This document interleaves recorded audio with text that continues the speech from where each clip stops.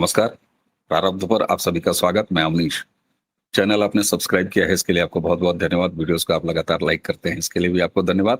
Video को share करने की संख्या थोड़ी-सी और बढ़ाइए और हाँ, चैनल का बेल आइकन अगर दबा के रखेंगे, तो किसी भी अपलोड की सबसे पहले सूचना आपको मिलेगी। आइए आज की चर्चा शुरू करते हैं और वही प्रारब्ध की परंपरागत स्वागत वाली थाली जो व्यालोक जी के लिए तैयार रहती है।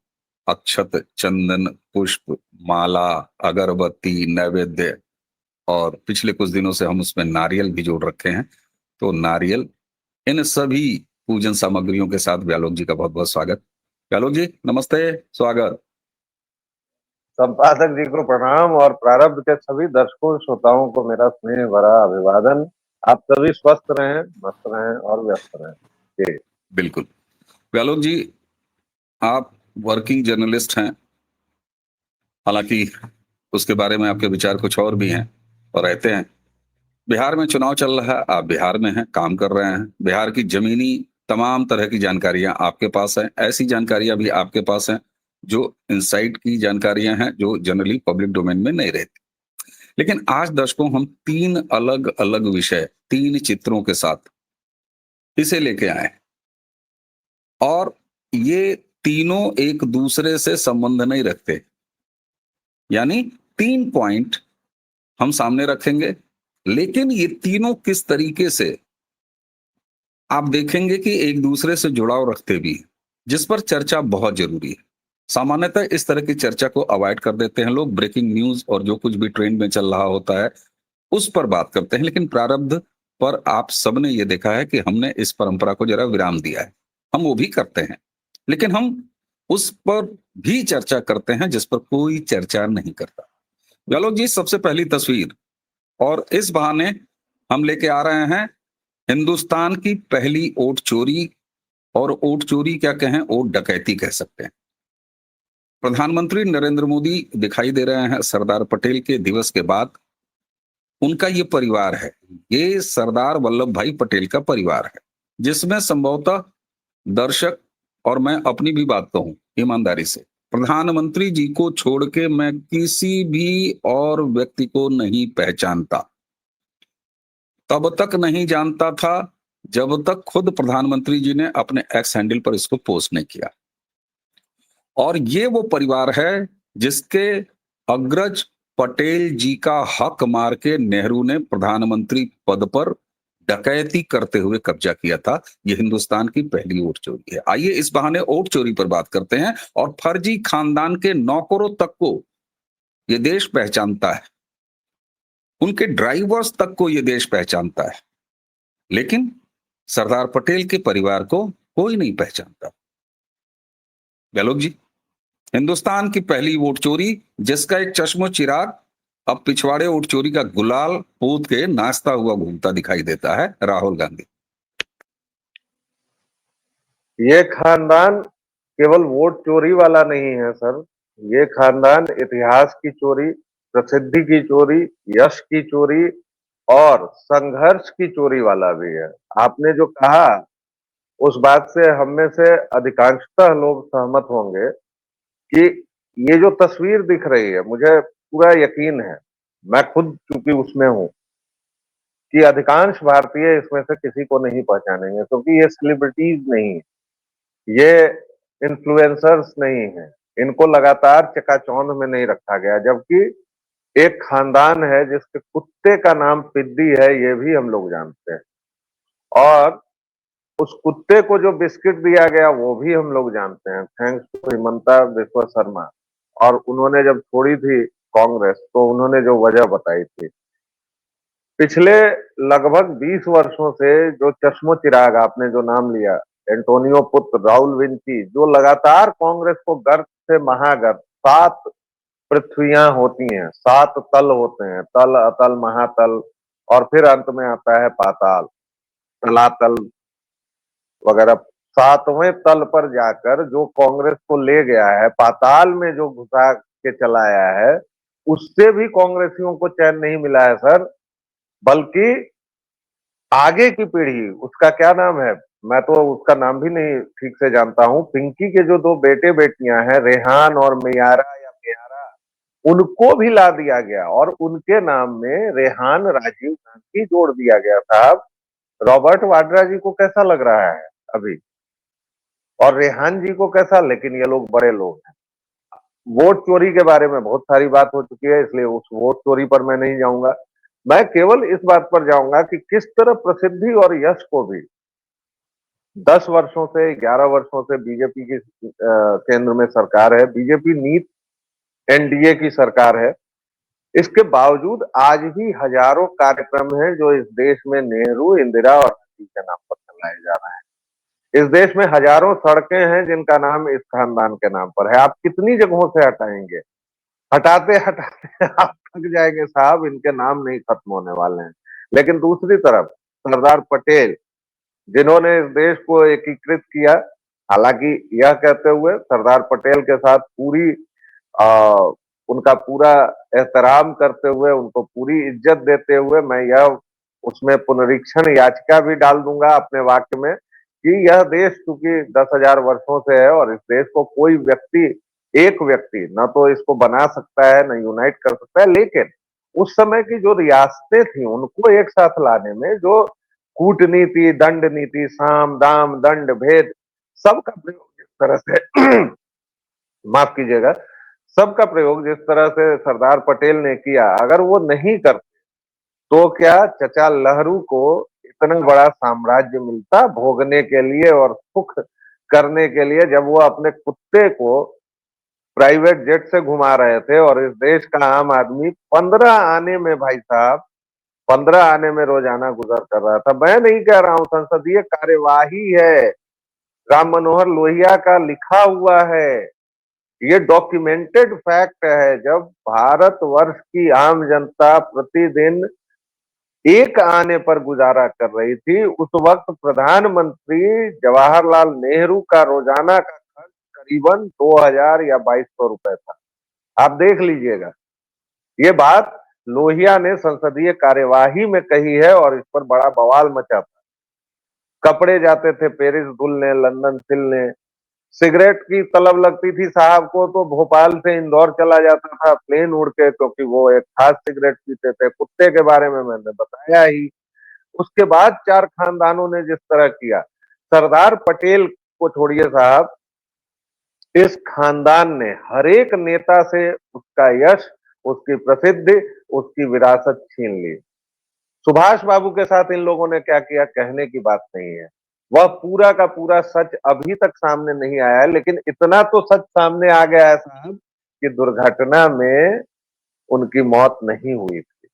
इतनी बात तो तय है, और इतनी बात भी तय है कि इसी लहरू ने उनकी जासूसी भी करवाई। बिल्कुल बिल्कुल। उसके बाद क्या हुआ नहीं हुआ वो सब अभी चीजें चल रही हैं। आर्काइव्स जो खोले हैं इस सरकार में, उनमें आर्काइव्स को ही देख लिया जाए तो आंखें चौंधिया जाएंगी कि इस कांग्रेसी सरकारों ने क्या क्या जुल्म सितम किए हैं। जी बिल्कुल साहब, बिल्कुल। और आपने एक चीज कहा ना कि इनके कुत्तों तक को लोग पहचानते हैं, बिल्कुल सही। और आपने सरदार पटेल के प्रति पूरा सम्मान दिखाते हुए, व्यक्त करते हुए साथ में ये भी कहा कि कोई भारत को बना नहीं सकता, तो इसी तरह भारत का कोई बाप भी नहीं हो सकता। ये जो राष्ट्रपिता नाम का चूरन है ना, किसी की औकात नहीं है कि वो एग्जैक्टली। भारत का बाप हो सकता है, इस राष्ट्र का पिता हो सकता है। इसलिए ये भी एक महापाखंड है, और मुझे संतोष है दर्शकों कि अब ये पाखंड का समापन धीरे धीरे खुद समाज कर रहा है। व्यालोक जी, अब एक और आपको तस्वीर दिखाता हूं, और ये तस्वीर मैंने कहीं और से नहीं ली है, ये मेरा अपना ट्वीट है जो मैंने आज एक्स पे पोस्ट किया। दर्शकों, ये जो व्यक्ति बगल में दिख रहा है ब्लैक एंड व्हाइट, इसका नाम है अमीक जमाई, और उसके ठीक बगल में दिखाई दे रहे हैं आपको गुरु प्रकाश। ये भारतीय जनता पार्टी के राष्ट्रीय प्रवक्ता हैं, और ये बंदा अमीक जमाई जो है, ये समाजवादी पार्टी उत्तर प्रदेश, इसका नेशनल स्पोक्समैन। नाविका कुमार के कार्यक्रम में टीवी डिबेट पर ये व्यक्ति गुरु प्रकाश को ऑन कैमरा कहता है कि ये जो तुम अंग्रेजी बोल रहे हो, अगर हमारे उत्तर प्रदेश में आ गए तो हमारी सरकार अगर रही तो तुम्हारा इनकाउंटर करा देंगे। जी हाँ, मैं फिर कह रहा हूं, ये कह रहा है कि अंग्रेजी, और वजह देखिए, अंग्रेजी अगर बोले, ये बोल रहे हो, यूपी में अगर आ गए तो तुम्हारा इनकाउंटर हो जाएगा। कुछ याद आया आपको? जंगल राज। बिहार के चुनाव इस समय चल रहे हैं और बिहार में जंगल राज। हालांकि जंगल राज पार्ट 2 बिहार में आ गया। ओसामा को कैंडिडेट बना के तेजस्वी, आरजेडी की राजनीति ने ये बताया कि वो जो जंगल है उसमें तेजाब से भरे ड्रम भी रखे हुए हैं। लेकिन उत्तर प्रदेश का जंगल राज, और जिसको यहां पर ढोते हैं, बड़े शान से लेके चलते हैं समाजवादी पार्टी। उत्तर प्रदेश के मुख्यमंत्री योगी आदित्यनाथ ऐसे नहीं कहते, जिस गाड़ी पर सपा का झंडा उसके अंदर बैठा गुंडा। अगर टीवी डिबेट पे विपक्ष में रहते हुए एक नेशनल प्रवक्ता या अमीक जमाई कहता है एक दूसरी पार्टी के नेशनल स्पोक्समैन को कि अगर अंग्रेजी बोले, और उसके बाद क्या विनम्रता से जवाब दिया गुरु प्रकाश ने अपने दलित होने को आगे नहीं रखा, लेकिन उन्होंने कहा कि साहब दलित का बेटा हूं, अंग्रेजी भी बोलूंगा, स्पेनिश भी बोलूंगा, जर्मन भी बोलूंगा और फ्लाइट से भी चलूंगा। एक आदिवासी इस देश के राष्ट्रपति भी बनेगी साहब। और ये दंश, ये गिरोह जो बगल में अमीक जमाई जिसको रिप्रेजेंट कर रहा है, यही वो कहते हैं फर्जी ठाकुर का कुआं और कान में फर्जी तरीके से पिघला हुआ शीशा डालना। उत्तर प्रदेश का जंगल राज। अभी दुलार चंद नाम का एक अपराधी जो कि आरजेडी के लिए प्रचार कर रहा था, कि जनसुराज के लिए कर रहा था, गोली पैर में लगी कि गोली गांव में लगी, न जाने कहां लगी। पोस्टमार्टम रिपोर्ट कहती है कि गोली से मरबे नहीं किया। गाना वो गाता हुआ सुनाई दे रहा है, जमनिया में गड़िया छूटल ए राजा, प्रधानमंत्री जी की पत्नी के ऊपर तंज कस रहा है। साहब, ये जंगल राज की राजनीति क्या अभी भी चलेगी? दुलार चंद के केस ने बिहार में, और ये ताजा केस जो मैं टीवी डिबेट की कह रहा हूं जिसमें ये एनकाउंटर की बात कर रहा है, क्या आज के समय में भी ऐसी राजनीति और ऐसी राजनीतिक पार्टियों की गुंजाइश है गहलोत जी? सर गुंजाइश है तभी तो ये बने हुए हैं और लोग इनको चुन रहे हैं बाकायदा। लोग अभी भी 9वीं फेल तेजस्वी के पीछे लाखों की भीड़ है ना, उसी में से कुछ हजार ये तो चाह रहे हैं ना कि वो इस राज्य का मुख्यमंत्री बन जाए, जहां मैं अभी बैठा हूं पटना में। कई हजार लोग उसके समर्थक ये मान तो चुके हैं ना कि वो मुख्यमंत्री बन चुका है, जैसे राहुल विंची के। तो ये गुंजाइश तो है, लेकिन आपने जो अपनी पूरी व्याख्या की इस तस्वीर के साथ, उसमें दरअसल 3-4 महत्वपूर्ण पॉइंट आपने उठा दिए हैं, इसलिए मुझे बोलने दीजिएगा। मैं थोड़ा सा इस पर विस्तार से बोलूंगा। पहला पॉइंट ये कि देखिए, ये जो पीड़ा है ना अमीक जमई की, और खास तौर से दलितों के प्रति जो मुसलमानों की भावना है मोहम्मडन की, इसको समझना होगा। मोहम्मडन इस देश में दलितों से सबसे ज्यादा घृणा करते हैं। काफिरों से उनकी घृणा तो जग जाहिर है, वो तो उनकी किताब में लिखा हुआ है कि काफिरों से तुमको घृणा कर। लेकिन काफिरों के, हिंदुओं के एक वर्ग, दलितों से उनको कितनी उत्कट घृणा है, ये थोड़ा इतिहास में जाके देखना होगा।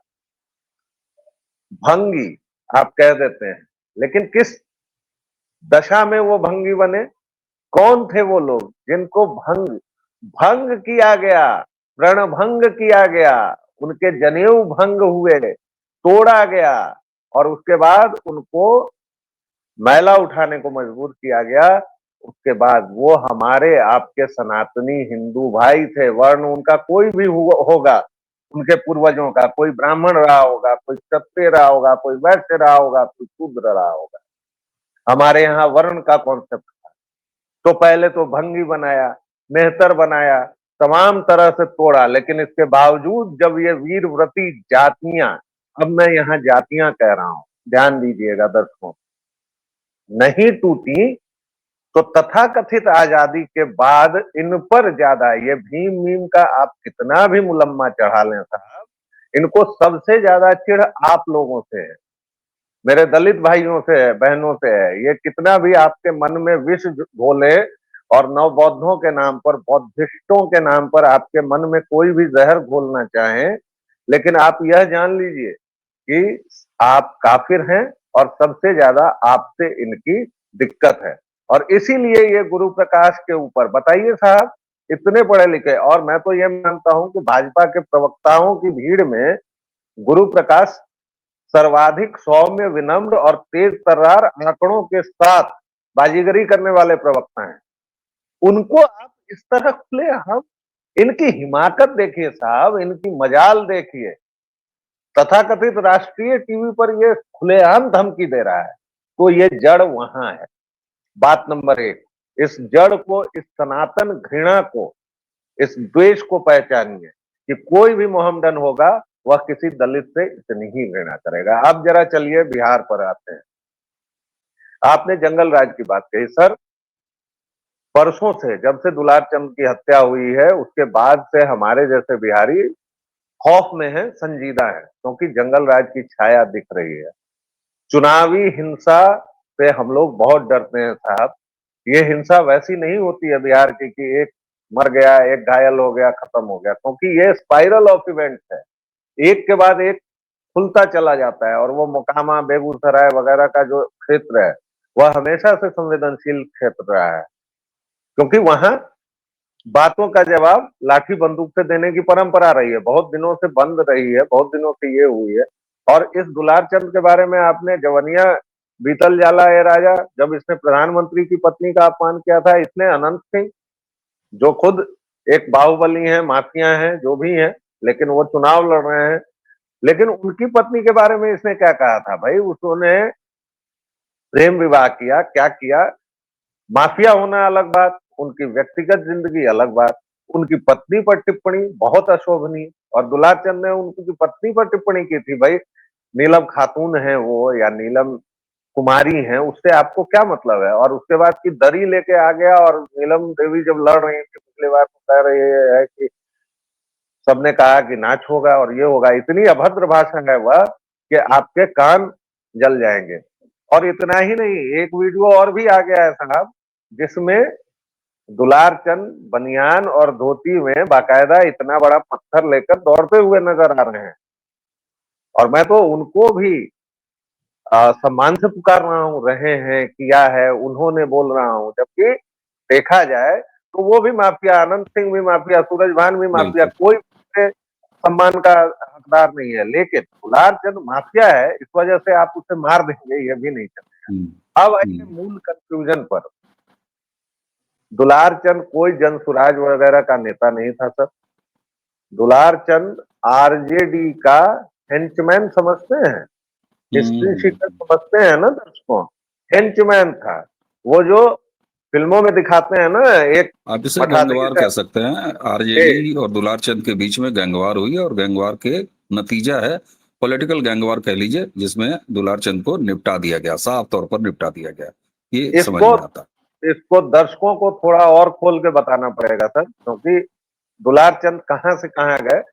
तो भाई पहले वो आरजेडी में थे, उनको टिकट नहीं मिला, उन्होंने एक बार लालू को काले झंडे भी दिखाए। धमका दिया था। जब आरजेडी ने एसी अनंत सिंह की पत्नी को टिकट दिया, तब काले झंडे दिखाए, सब कुछ किया। अभी वो वहां के इलाके में जो प्रत्युष प्रियदर्शी हैं जनसुराज के, वो धानुक समुदाय से हैं, दानुक। और आरजेडी की जो कैंडिडेट हैं वो भूमिहार है। ठीक है, तो इसको भूमिहार बना, धानुक भी बनाने का प्रयास किया जा रहा है, जबकि ये अगड़ा कुछ नहीं, पिछड़ा कराने की कोशिश है वहां पर, आंकड़ा और कुछ पिछड़ा नहीं है। करने की कोशिश है। लेकिन एक ट्विस्ट जो इसमें है, जो मैं बिहार के बारे में हमेशा कहता रहा हूं, कि वहां की जातीय हिंसा को हमेशा प्रोजेक्ट किया गया है। और ये बात बहुत महत्वपूर्ण है दर्शकों, की अगड़ा बनाम पिछड़ा तथाकथित की राजनीति। लेकिन नहीं सर, बेलछी हत्याकांड में जो शुरू हुआ, जब कुर्मियों ने पासवानों का नरसंहार किया था, ठीक उसी तरह दुलार चंद का पूरा नाम याद कीजिए, यादव, और प्रत्युष प्रियदर्शी अति पिछड़ा दानुक। धानुक। यस। ठीक है सर, तो लेकिन प्रोजेक्ट उन्होंने किया जा बोला, रहा है अनंत सिंह को, है ना? और तो ये गेम है। इस गेम को मुझे लगता है कि वैलोक भाई अब इतना दर्शक बड़े आराम से, जनता बड़े आराम से समझती है, बड़े आराम से समझती है जनता। और ये कितना भी करा लें, आप देखिए उसके बाद सारे पक्ष निकल के आ रहे हैं। वैलोक जी, अब मैं तीसरी तस्वीर आपको दिखाता हूं, और तीसरी तस्वीर में आपके पेशे का मामला है। ये अनुपम मिश्रा भाई हैं, इन्होंने एक ट्वीट किया, मेरी आज सुबह नजर पड़ी इस ट्वीट पर, तो मुझे लगा, अरे वाह, ये देखिए साहब, क्या शातिरपना है। एक घटना होती है केरल में, मोहम्मद सजीर अपनी बेगम रजीला कपूर को जला देता है, चेहरा जला देता है, मछली का सालन गर्मा गर्म उसके चेहरे पर उड़ेल देता है। लेकिन इंडियन एक्सप्रेस की एक तस्वीर देखिए, ये जो नीचे लगी हुई है, ये इंडियन एक्सप्रेस की तस्वीर है। इंडियन एक्सप्रेस ने ये खबर जब पब्लिश की, तो आप जरा ग्राफिक्स देखिए, आप जरा ये एआई से बना हुआ फोटो देखिए। लिखा हुआ है, Kerala man pours boiling fish curry on wife's face after she refuse to reform with craft ritual. लेकिन जरा तस्वीर देखिए, मुंह पे कुछ गिराते हुए एक व्यक्ति है, और जो महिला इसमें दिखाई दे रही है, वो पूरी तरीके से सनातनी है, हिंदू महिला है, माथे में सिंदूर भी आपको दिखाई दे रहा है। ये बाजीगरी है, और ये बाजीगरी सिर्फ यहाँ नहीं दिखाई देती है, ये बाजीगरी दिखाई देती है जब कोई मुस्लिम झाड़ फूक करने वाला वो कुछ काम कर देता है, कुछ कांड कर देता है, तो तांत्रिक ने किया फलाने। इंडियन एक्सप्रेस की ये पत्रकारिता, शर्म नहीं आती व्यालोक जी ऐसे लोगों को अपने आप को पत्रकार कहते हुए? और इस तरह की पत्रकारिता, ये एजेंडा खोरी नहीं है तो और क्या है? ये सुपारी जर्नलिज्म नहीं है तो क्या है? ये चवन्नी छाप मीडिया जैसी हरकत नहीं है तो क्या है? और किस मुंह से इंडियन एक्सप्रेस जैसे इस तरह के छापे खाने अपने आप को स्थापित मीडिया कहते हैं? ये पत्रकारिता है। और एडिटर्स गिल्ड, जिसे मैं एडिटर्स गिल्ट कहता हूं, अब कहां है? क्या ऐसे बेशर्म पत्रकारिता पर आवाज नहीं उठानी जानी चाहिए? अब कहां सूख जाती हैं कल में एजेंडा खोरों की, वैलोक जी? सर ये एक ऐसी चीज आपने दिखाई है जिस पर मैं एक आंख से हंस रहा हूँ, एक आंख से रो रहा हूँ। और शायद आप लोगों से बातचीत में कई बार मैंने कहा भी है, दर्शकों के सामने भी कहा है, सार्वजनिक तौर पर भी कहा है कि इन लोगों की तुच्ची हरकतों से मेरा मन इतना उठ गया है कि मैं अब खुद को पत्रकार कहा जाना पसंद भी नहीं करता हूँ। मैं पत्रकार नहीं, क्योंकि पत्रकारिता ही नहीं बची है। और ये एजेंडा खोरी का दो उदाहरण तो आपने खुद बता दिया कि जब कोई मुस्लिम मोहम्मदन व्यक्ति कोई भी क्रिया करता है, वो नजूमी हो, झाड़ फूक वाला हो, या फिर उनका मांत्रिक हो, जो भी हो, उसको ये लोग सीधे तांत्रिक लिख देते हैं, उसकी फोटो में भी उसको भगवा पहना देते हैं। अब एआई से ही आपने ये तस्वीर बनवाई है, उसको आप एक प्रॉम्प्ट देते मुस्लिम मैन, वो खुद ब खुद उसको दाढ़ी दे देता, उसको जालीदार टोपी। लेकिन आपने जानबूझ के नहीं किया, क्योंकि आपको एजेंडा चलाना है, क्योंकि आपको ये दिखाना है कि ये एक झलक में लोग तस्वीर देखते हैं, लोग वीडियो देखते हैं, उसको पता चले कि अच्छा कोई हिंदू है, क्योंकि आपने महिला की मांग में सिंदूर भर दिया है। अच्छा, ये मतलब इनका एजेंडा खोरी नहीं, इनकी धूर्तता, बदमाशी और इनकी हरामखोरी है। दिवाली के ऐड में जब ये आते हैं, तो आप देख लीजिए, एक भी स्त्री हिंदू है कि क्रिश्चियन है कि मोहम्मदन है, आपको नहीं पता चलेगा। दिवाली के ऐड में सब मुंह ऐसे बनाए हुए, पता नहीं ब्लाउज के नाम पर क्या पहना देते हैं और क्या कर देते हैं। लेकिन यहाँ चूंकि एक अपराध है, तो यहाँ पूरा सिंदूर टीका सब देना है, ये इनका मतलब है। और ये विज्ञापन से लेके फिल्मों तक, और फिल्मों से आगे पत्रकारिता तक, यही धूर्तता भरी हुई है। आपने जो दिवाली वाला जिक्र किया, वो विज्ञापन बाजार है, फिल्में हम जानते ही हैं, और ये पत्रकारिता है साहब। तो ये धूर्तता पूरी तरीके से भरी हुई है। और इतना ही नहीं, तीन उदाहरण देता हूं। फिल्म आने वाली है ताज द अनटोल्ड स्टोरी, आने के पहले उस पर बवाल। केरल स्टोरी आई, आने के पहले बवाल। अरे आप प्रश्न नहीं पूछने दोगे? मैं आज आपसे पूछता हूं, ताज के 22 कमरे खोलने में क्या दिक्कत है किसी भी सरकार को? ये सरकार भी नहीं खोल रही है, तो मैं इससे भी पूछूंगा। आपको जो प्रश्न उठते हैं कि भाई रेगिस्तानी जो दस्यु थे, रेगिस्तानी लुटेरे जो 1200 वर्षों तक लूटपाट करते रहे, उनको ये तकनीक कैसे आई कि यमुना की बाढ़ से ताज को बचाने के लिए वो आपकी लकड़ी दे देंगे साहब? जो अपने रेगिस्तान में ससुर एक झोपड़ी तक नहीं बना सके। अरे झोपड़ी छोड़िए ना, मैं पानी, आपने झोपड़ी छोड़ दीजिए व्यालोक भाई, मैं पानी से जोड़ रहा हूँ। इस्तिंजा करने के बाद जो पत्थर से सुखाते हैं, हाजत निपटाने के बाद पानी नसीब नहीं है और रेत रगड़ते हैं। वो जमुना से ताजमहल पानी से बचाने की तकनीक, बात ये करते हैं। बेशर्मी है, ये बेशर्मी है दर्शकों। और मुझे लगता है कि आज जिन 3 अलग-अलग चीजों को मैंने कहा आपसे, ये तीनों अलग-अलग चीजें थी, लेकिन कितनी सामयिक हैं। एक ने आपको पाखंड बताया, गद्दारी बताई, मक्कारी बताई अपने पेशे के साथ, जो पत्रकारिता के नाम पर कभी किया जाता है, कभी फिल्मों के नाम पर किया जाता है, कभी विज्ञापन के जरिए किया जाता है। दूसरा, अमीक जमई नाम का सपाई गुंडा, जिसके ऊपर गोंडा जिले के कर्नलगंज में जमीन सौदे के फ्रॉड और धोखाधड़ी का मुकदमा दर्ज है। मैंने अपने ट्वीट में लिखा है, आपको दिखाया। एक तरफ वो है जो उत्तर प्रदेश का जंगल राज आपको दिखाता है, तो आपको दुलार और बिहार का जंगल राज और तेजाब राज याद आ जाना चाहिए। ये भी सामयिक है। और इस देश की पहली वोट चोरी, पहली फ्रॉड, पहला पॉलिटिकल फ्रॉड, पहला डकैती पंडित नेहरू ने सरदार पटेल के साथ किया। और प्रधानमंत्री जब उस परिवार के साथ फोटो खिंचवाते हैं, पोस्ट करते हैं, तब हमें पता चलता है कि ये सरदार पटेल का परिवार है। वरना एक फर्जी गांधी का फर्जी कुनबा, जिसके कुत्ते तक को हम जानते हैं। व्यालोक जी, क्या शानदार बात आपने याद दिलाई।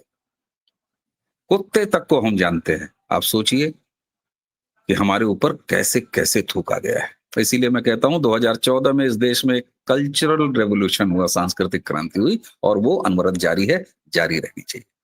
व्यालोक भाई, इन 3 अलग अलग बिंदुओं से मुझे लगता है कि दर्शकों बताइएगा आप कि ये तरीका हम लोगों का कैसा लगा, और हम प्रयास करेंगे कि आगे भी इसे कंटिन्यू रखें।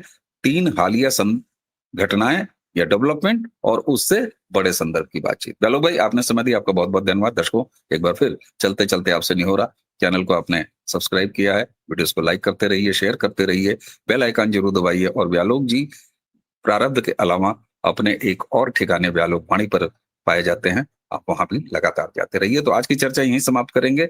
बताइएगा जरूर ये फ्लेवर कैसा लगा आपको।